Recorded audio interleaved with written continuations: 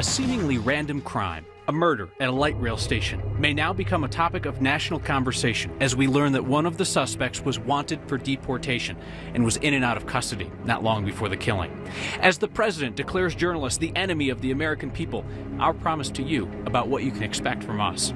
A next viewer wonders what's shaken at the office in Colorado that monitors earthquakes, why its website is all about Trump. Colorado's issue with duplicate license plates isn't fixed. In fact, there might be a new problem. When they lined us up in school by last name, they never explained that alphabetical order could impact the rest of our lives. And no week around here ends without your good news, because this is next. America's debate over illegal immigration may soon focus on Denver. Now that we've learned a suspect in the murder of a man at a light rail station had been flagged for deportation months ago, and he was in custody in the Denver jail, but released before the killing. Chris Vanderveen from our 9 Wants to Know team has been unraveling this, and Chris, immigration agents knew that this guy was dangerous and they wanted him out of the country for a while. Kyle, we know that they flagged him back in October. His name is Ever Vias. He's 19 years old. Back in October, Denver police arrested him on a car theft case and illegal possession of a weapon. 5 days before Christmas, he posted bond and left the Denver jail.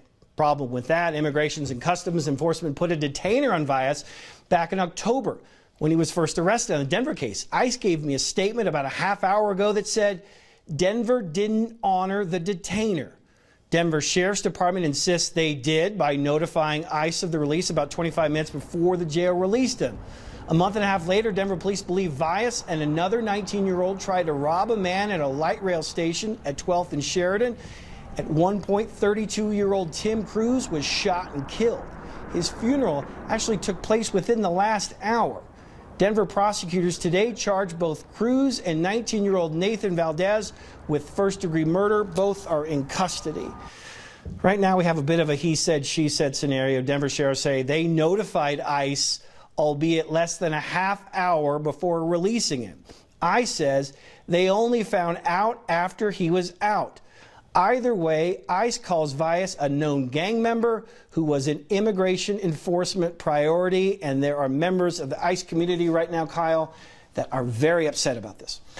Denver leaders have long insisted that this is not a sanctuary city because Denver doesn't refuse to cooperate with immigration agents. It's just they won't do their work for them. And people are going to look at this case through that lens. And then one of the things that I find fascinating, again, we have this sort of he said, she said scenario, but the Denver Sheriff's Department says they gave a heads up to ICE by about 25 minutes. That's not a lot of time for a heads up that they're about to release somebody. In the meantime, they do release him. ICE says they find out afterwards and only found out today when we talked to ICE that this particular individual had been picked up on a murder case from just about a week and a half ago. They're still looking for him, still hope to want to deport him, and then find out that he's a murder suspect. All right. Chris Vanderveen, just starting our reporting on this. Thank you. You bet. The Associated Press reported this morning on a draft memo from inside the Trump administration suggesting the use of National Guard troops in 11 states, including Colorado, to round up people in this country illegally.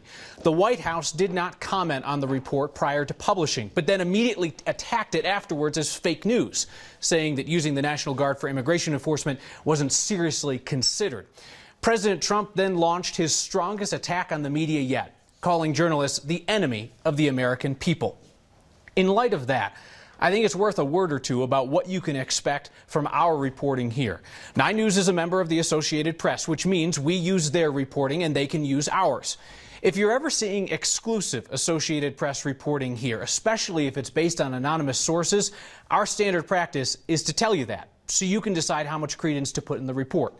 9 News tries to avoid anonymous sources in our own reporting, but we understand that there are some stories that contain vital information that you need that simply can't be obtained any other way, because identifying the sources would endanger their jobs or their safety or even their lives. If you have questions about how we fact-check stories or how we use anonymous sources, you can just ask me. Email next@9news.com. We're serious about getting stories right. We're serious about explaining when we get something wrong. We're serious about being transparent with our process. So seriously, we would like to hear from you on this. We have a better idea today of the full impact of yesterday's Day Without Immigrants protest. Denver Public Schools says attendance was down 18% from the day before. Aurora School says attendance dropped 15%. At Kenton Elementary alone, they were missing 1 in 3 students. A whole bunch of parents called in to say that their kids would be out of school in solidarity with people in this country illegally. A next viewer named Julia alerted us to a potentially seismic scandal involving the Trump administration. Literally seismic. It involves federal scientific data on earthquakes. Politics guy Brandon Rittiman got an answer from the U.S. Geological Survey Office, which happens to be in Colorado. It's hiding in plain sight right here on the USGS's Earthquake Catalog search website. All you have to do is scroll down to advanced options, and under there you'll see a thing called product type. This gives you all kinds of information about earthquakes that you can search for.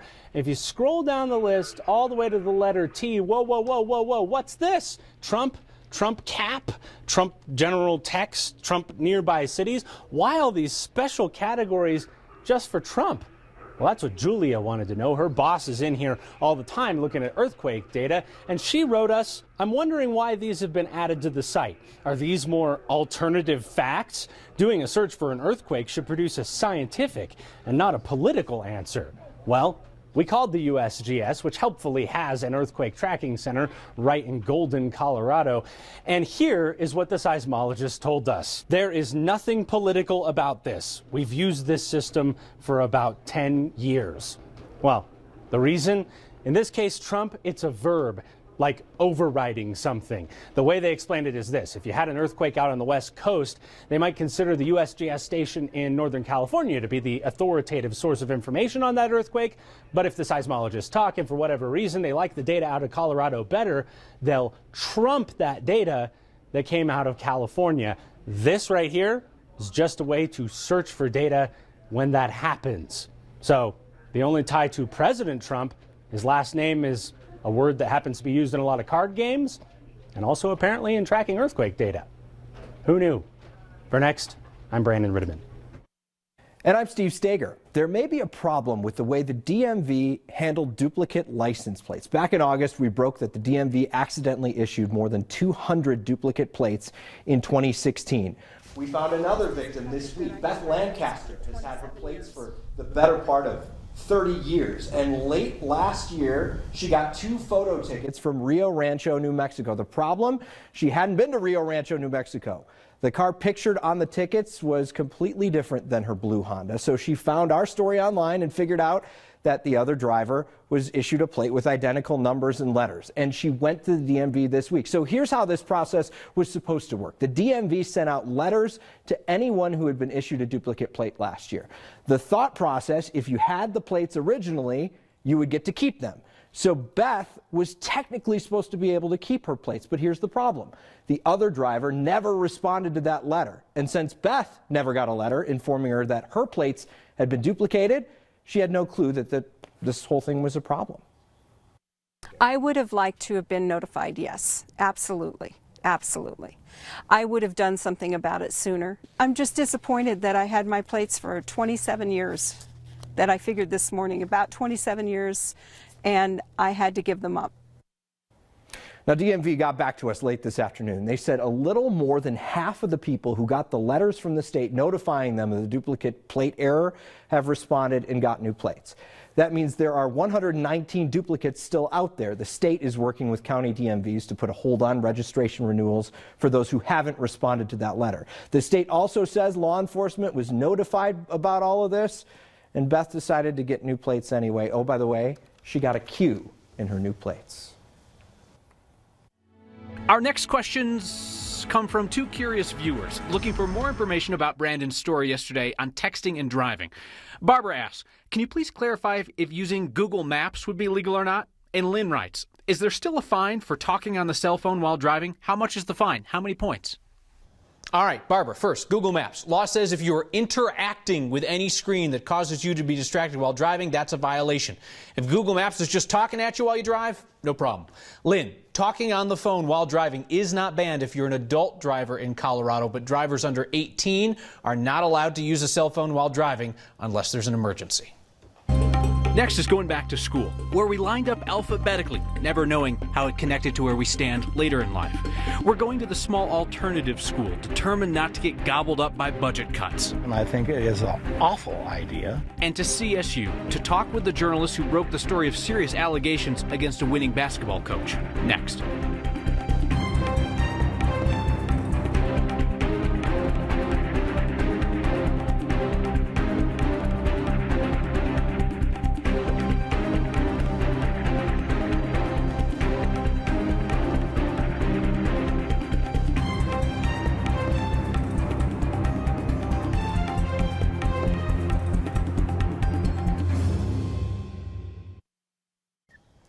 For kids in danger of failing out of school and life, a safe, supportive environment can literally be a lifesaver. And that is what so many students have found at Longview High School in Lakewood. And it's why they told our Byron Reed they're so concerned about that school's future. At Longview Alternative High School in Lakewood, We have 60 kids. We have 4 very dedicated teachers. being one of the smallest public schools in the metro area can have its advantages. They are the kids that don't fit in well with the mega school, 2,000 students. They're the ones that kind of get lost in the cracks. And getting lost is what has staff and students concerned. The school has been around for 20 years, serving at-risk youth who don't cope well in larger schools. They just do not get along well in big schools. They were told last week that their student body would be relocating to nearby McLean Community High School, a high school with an enrollment of about 400. Yesterday we met with a school board member over at the Board of Education, and kids were in tears at the thought of being moved away. The Jefferson County School District says, as part of the ongoing effort to maximize our limited resources for maintaining facilities, the facilities planning process included relocating the Longview classrooms for the 2017 through 18 school year. The district says, in an effort to reduce costs, the 50-year-old temporary building has exceeded its life cycle. They go on to say programs and curriculum offered at Longview are not being discontinued, and the current staff will remain intact. And I think it is an awful idea. An idea that has this longtime employee concerned They love their little spot, and they do well, they prosper. and fighting for their advantage of being small. For Next, I'm Byron Reed. Jeffco insists this plan will not only save money, it'll improve education. Our next story is brought to you by the letters C, U, and A to Z. A University of Colorado economics professor has figured out that our lot in life could be influenced by something entirely out of your control, your last name. For the last 15 years, when I call the roll in my classes, I always go in a way that you would think of as backwards. I start at the Z's. My name is Jeffrey Zaks. I'm a professor of economics at the University of Colorado in Boulder. Right now it's a research paper. Our paper demonstrates that the initial of your last name can have a substantial impact on the course of your life, at least through early adulthood. The experience of about 3,100 men who graduated from high school in Wisconsin in 1957. That's our sample. We didn't look at the women, so we're not really sure what we'd expect to see there. If we take 2 men who look the same IQ, same everything, except one has a last name that begins with W and the other has a last name that begins with G. Is there anything different about their experience? And the answer we found, somewhat to our surprise, is not only is there a difference, there can be a lot of difference. The chance of being designated as an outstanding student drops by about 10% if you go from B as your initial to L or M. People who were distinguished, so to speak, either by a very attractive appearance or a very unattractive appearance, for them, it didn't matter what their initial was. Clark, you're a damn good-looking guy, and you are really, really smart. And since those are both true about you, you don't have to worry about your initial. This show has made me more uncomfortable than most. Like they all do in a little small way, but this one a lot. Research is based on 3,000 guys in Wisconsin.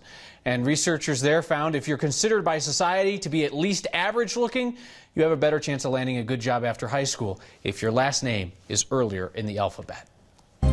Colorado State's basketball coach is facing some serious accusations. We'll talk to the reporter who uncovered them. Calling players' names, throwing stuff.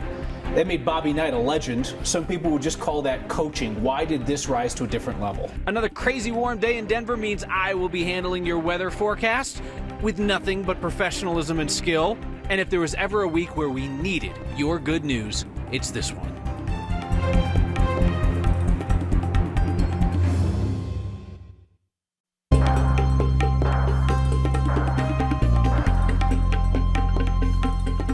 This must be what it's like to be a meteorologist in Hawaii. Today, beautiful. Tomorrow, beautiful. Monday, for the long weekend, beautiful. We're sticking in the 60s as snow comes to the mountains. In typical February weather, we'll just have to wait for another week. And you don't need a 3-minute weather forecast to tell you that. Colorado State basketball coach Larry Eustachy is winning this season despite a depleted squad.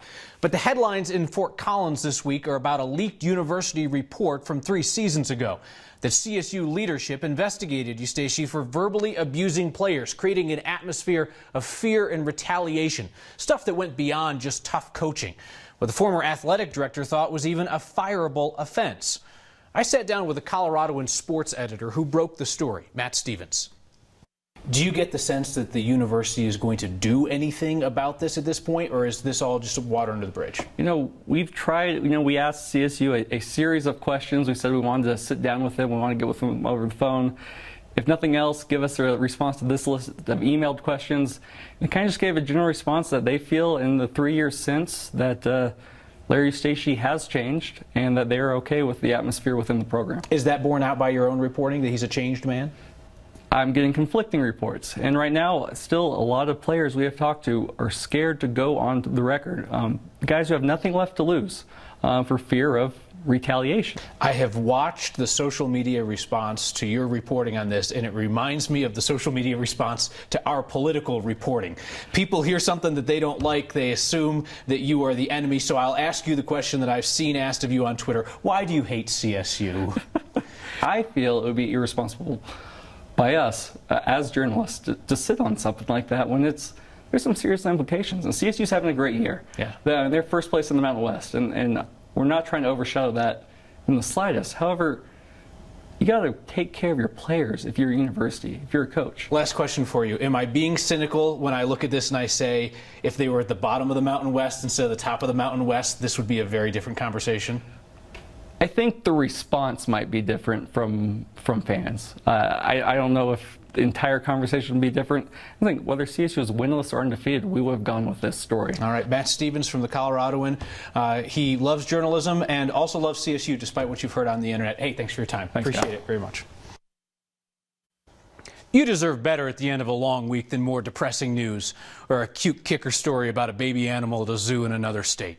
Next closes the week with your good news, because we know what makes the news isn't always what's most important in your life. Photojournalist Corky Scholl lugged his camera out to the Ruby Hill Terrain Park in Denver. There's a lot of good people out here, a lot of good things going on, just kind of clears the mind. Oh, we just moved into our new place. Everything's been going good, so. My mom just had a kid, which is really fun. It's like the first boy in the family. We're all super excited about it, to take care of him. And then when he grows up, we're planning on him being our pro skater in our family. Good news. Yeah, I was just offered a full-time position as the STEM specialist at the Vickers Boys and Girls Club. So I'm excited about that, and it's good news because I can make an impact on the community. And it's out in Park Hill, and it's a lot of fun to work there. I love working with the kids. Yeah, I mean, every time we do, these little runs on the hills and things, good vibes definitely keep the momentum going. And woo! Go Naomi! Woo! Yeah! Ah, she got it! All right. If you can keep going through life with that positive outlook, you can influence the people around you to have that positive outlook as well. Just stay positive, get it done, go out and skate or snowboard or something, and I don't know, stay cool. Woo! Stay cool. Your feedback now, lots of it on the lead story about a murder suspect wanted for deportation. Brian Olson says, thanks for telling the whole story. Michael asks, how have you not aged since high school? Drinking the tears of haters, Michael. See you next time.